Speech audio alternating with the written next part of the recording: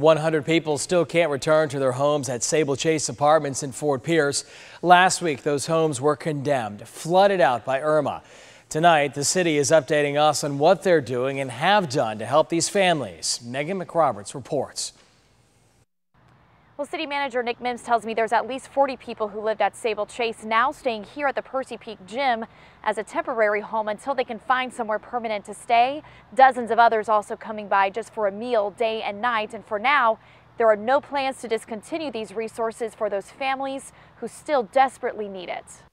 It could be up to 2 more months until repairs at Sabal Chase Apartments are complete, according to City Manager Nick Mims. The city expedited permits for contractors. They're already in, they're already working. Just one way the city is trying to get people back on their feet as soon as possible. This also includes finding other places outside of the shelter for these renters to live.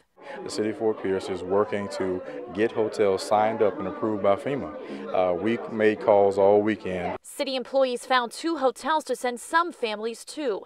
But for the others left at Percy Peak Gymnasium for now, they're getting help from the Red Cross, a few local churches, and the Treasure Coast Food Bank for basic needs.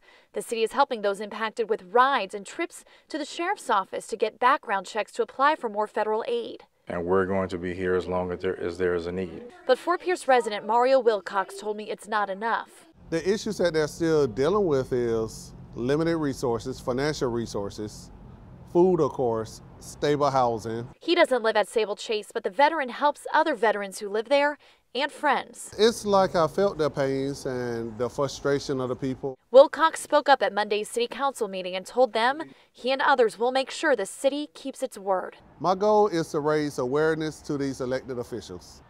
Mims is also working on getting a local center for people to go to apply for long-term federal aid from FEMA.